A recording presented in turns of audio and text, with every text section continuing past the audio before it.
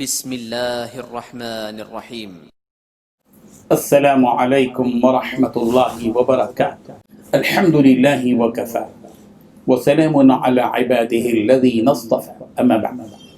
حاضرین و ناظرین، یہ درس نمبر 812 ہے اور آج سورہ توبہ کی صرف ایک آیت کی تلاوت اور تشریح کی جائے گی، آیت نمبر 94۔ چلیے سب سے پہلے اس آیت کی تلاوت کرتے ہیں، لفظی ترجمے اور ترجمے کے بعد تشریح کرتے ہیں۔ اعوذ باللہ من الشیطان الرجیم، بسم اللہ الرحمن الرحیم۔ یعتذرون الیکم اذا رجعتم الیہ قل لا تعتذروا لن نؤمن لکم قد نبأنا اللہ من اخبارکم وسیرى اللہ عملکم ورسولہ ثم تردون الى عالم الغیب والشہادة فینبئکم بما کنتم تعملون۔ صدق اللہ العظیم۔ لفظی ترجمہ ہے، یعتذرون، وہ عذر پیش کریں گے، الیکم تمہارے سامنے، اذا جب رجعتم تم لوٹو گے، الیہ ان کی طرف، قل فرما دیجئے، لا تعتذروا تم عذر پیش مت کرو، لن نؤمن لکم ہم یقین نہیں کریں گے تمہارا، قد تحقیق نبأنا اللہ ہمیں اللہ نے خبردار کر دیا ہے، من اخبارکم تمہارے حالات سے، وسیرى اللہ اور اللہ ان قریب دیکھے گا، عملکم تمہارے عمل، ورسول اور اس کا رسول بھی، ثم پھر تردون تم لوٹائے جاؤ گے، الی عالم الغیب غیب چھپی باتوں کے جاننے والے کی طرف، والشہادہ کھلی باتوں کے جاننے والے کی طرف، فینبئکم پھر وہ تمہیں خبر کر دے گا، بما اس کی جو کنتم تعملون تم عمل کیا کرتے تھے۔ ترجمہ ہے، جب تم ان کے پاس واپس جاؤ گے تو تم سے عذر کریں گے، تم کہنا کہ عذر مت کرو، ہم ہرگز تمہاری بات نہیں مانیں گے، اللہ نے ہمیں تمہارے سب حالات بتا دیے ہیں اور ابھی اللہ اور اس کا رسول تمہارے عملوں کو دیکھیں گے، پھر تم غائب و حاضر کے جاننے والے اللہ وحدہ لا شریک کی طرف لوٹائے جاؤ گے، اور جو تم عمل کرتے رہے ہو وہ سب تمہیں بتائے گا۔ اس آیت میں 7 باتیں بتلائی گئی ہیں۔ پہلی بات، جب تم ان منافقوں کے پاس واپس جاؤ گے تو تم سے عذر کریں گے۔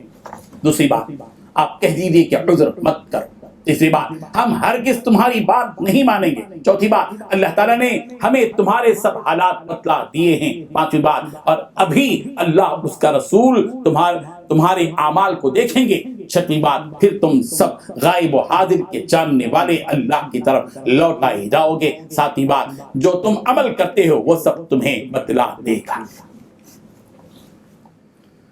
بزرگان محترم، پچھلی آیات کی روشنی میں ہم کو یہ بات معلوم ہو چکی ہے کہ جنگ تبوک کے موقع پر منافقوں نے اس بات کو پسند کیا کہ وہ جہاد میں جانے کے بجائے اپنے ہی گھروں میں عورتوں، بچوں، معذوروں اور کمزوروں کے ساتھ رہیں۔ چنانچہ جب رسول رحمت صلی اللہ علیہ وسلم جنگ تبوک سے اپنے صحابہ کرام رضی اللہ عنہم کے ساتھ واپس تشریف لا رہے تھے تو اس وقت یہ آیت نازل ہوئی اور رسول رحمت صلی اللہ علیہ وسلم کو اس بات سے آگاہ کیا گیا کہ جب آپ جنگ تبوک سے لوٹ کر ان منافقوں کے پاس جائیں گے تو یہ منافقین آپ کے سامنے جھوٹے عذر پیش کریں گے۔ آپ ان سے دو ٹوک انداز میں یہ بات بتلا دیجیے کہ لا تعتذروا تم لوگ عذر پیش مت کرو، ہم تمہاری بات کو سچی ہرگز تسلیم نہیں کریں گے۔ اللہ تعالیٰ نے تمہارے حالات کی اطلاع ہم کو پہلے ہی سے دے دی ہے، اور یہ بات بھی اے منافقوں یاد رکھو کہ آئندہ بھی اللہ اور اس کے رسول تمہاری کارگزاری دیکھ لیں گے۔ اس طرح تمہاری پول کھلتی رہے گی۔ تمہارے پول کے کھل جانے سے جو تمہاری بے عزتی ہوگی وہ تو اس فنا ہونے والی زندگی میں ہوگی، پھر جب تم زمین و آسمان کے خالق و مالک، حاضر و غائب کے جاننے والے رب ذوالجلال کے پاس لوٹائے جاؤ گے تو اس رب کے کامل و مکمل علم کا عالم یہ ہے کہ وہ ہر غیب اور ہر حاضر کا جاننے والا ہے۔ وہ رب ذوالجلال ان چیزوں کو بھی جانتا ہے جو چیزیں ظاہر ہیں، اور وہ ان چیزوں کو بھی جانتا ہے جو کمزور مخلوق سے پوشیدہ ہیں۔ قیامت کا دن قائم ہوگا جس میں ہر ایک حاضر ہوگا، کوئی اس دن غائب ہونے یا غائب رہنے کی جرات نہ کر سکے گا۔ اس دن وہ تمہارے اعمال سے تمہیں باخبر کر دے گا کہ تم جو کچھ برے اعمال دنیا میں کرتے تھے وہ سارے اعمال تمہارے سامنے آ جائیں گے۔ یہاں منافقوں کے جھوٹے عذروں کو قابل قبول نہ سمجھے جانے کا سبب بیان کر دیا گیا کہ اللہ تعالیٰ نے پہلے ہی وحی کے ذریعے تمہاری حالتوں اور تم سے متعلق اہم باتوں کو بتلا دیا ہے، یعنی تمہارے دلوں میں جو شر اور فساد ہے اور تمہارے دلوں میں حق کے خلاف جو باتیں چھپی ہوئی ہیں ان سے اپنے رسول کو کو اللہ تعالیٰ نے آگاہ کر دیا ہے۔ اللہ تعالیٰ کو تمہارے مستقبل کا پورا علم بھی ہے کہ تم مستقبل میں اسی نفاق پر قائم رہتے ہو یا اس نفاق سے توبہ کر لیتے ہو۔ اگر تم توبہ کر لیتے ہو تو اللہ تعالیٰ نے تمہارے لیے توبہ کا دروازہ کھلا رکھا ہے، اور اگر تم جس نفاق پر اب تک تھے اسی پر برقرار رہو گے تو اللہ کے رسول تم سے وہی برتاؤ کریں گے جس کے تم مستحق ہو۔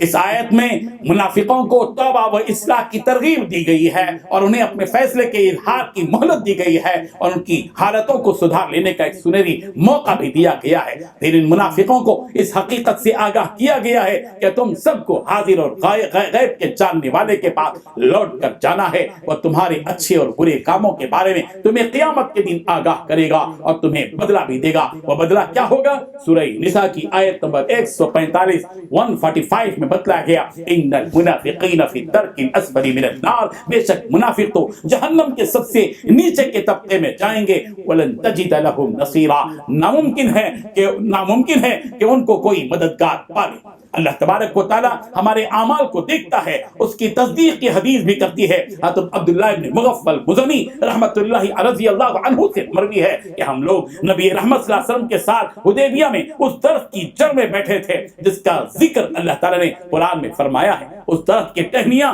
نبی رحمت صلی اللہ علیہ وسلم کی مبارک کمر سے لگ رہی تھی۔ حضرت علی اور سہیل بن عمر نبی کے سامنے تھے۔ نبی کریم صلی اللہ علیہ وسلم نے حضرت علی کرم اللہ وجہہ سے فرمایا بسم اللہ الرحمن الرحیم لکھ، تو سہیل ابن عمر نے ان کا ہاتھ پکڑ لیا اور کہنے لگا کہ ہم رحمان اور رحیم کو نہیں جانتے، آپ اس معاملے میں وہی لکھیے جو ہم جانتے ہیں اور مانتے ہیں۔ نبی نے فرمایا بسمک اللہم لکھ دو۔ پھر حضرت علی نے نبی کے حکم سے یہ جملہ لکھا، یہ فیصلہ ہے جو محمد رسول اللہ نے اہل مکہ سے صلح کی ہے۔ تو سہیل ابن عمر نے دوبارہ ان کا ہاتھ پکڑ لیا اور کہنے لگا کہ اگر آپ اللہ کے رسول ہیں تو پھر ہم نے آپ پر ظلم کیا، آپ اس معاملے میں وہی لکھیے جو ہم اب جانتے ہیں اور مانتے ہیں۔ چنانچہ نبی کریم صلی اللہ علیہ وسلم نے فرمایا اگر میں اللہ کا پیغمبر پھر بھی ہوں لیکن تم یہ لکھو کہ یہ فیصلہ ہے جس پر محمد ابن عبداللہ بن عبد المطلب نے اہل مکہ سے صلح کی ہے۔ اسی اسنا میں 30 مسلح نوجوان کہیں سے آئے اور ہم پر حملہ کر دیا۔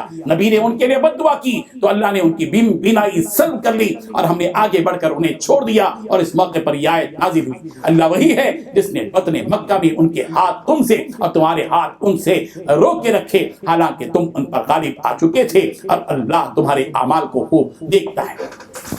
حضرت ابو ہریرہ رضی اللہ عنہ سے روایت ہے کہ رسول اللہ صلی اللہ علیہ وسلم نے فرمایا کہ اے لوگو، اللہ پاک ہے اور پاک ہی کو قبول کرتا ہے، اور اللہ نے مومنین کو بھی وہی حکم دیا ہے جو اس نے رسولوں کو دیا۔ اللہ نے فرمایا اے رسولو تم پاک چیزیں کھاؤ اور نیک عمل کرو، میں تمہارے عملوں کو جاننے والا ہوں۔ اور فرمایا ایمان والو، ہم نے جو تم کو پاکیزہ رزق دیا ہے اس میں سے کھاؤ۔ پھر ایسے آدمی کا ذکر فرمایا جو لمبے لمبے سفر کرتا ہے، پریشان بال، جسم گردآلود، اپنے ہاتھوں کو آسمان کی طرف دراز کر کے کہتا ہے اے رب، حالانکہ اس کا کھانا حرام، اس کا پہننا حرام، اس کا لباس حرام، اس کی غذا حرام، تو بتاؤ کہ اس کی دعا کیسے قبول ہوگی؟ اللہ تبارک و تعالی ہم سب کو حلال اور پاکیزہ رزق کھانے کی توفیق عطا فرمائے اور ہم سب کی دعاؤں کو قبول فرمائے۔ وآخر دعوانا ان الحمد للہ رب العالمین۔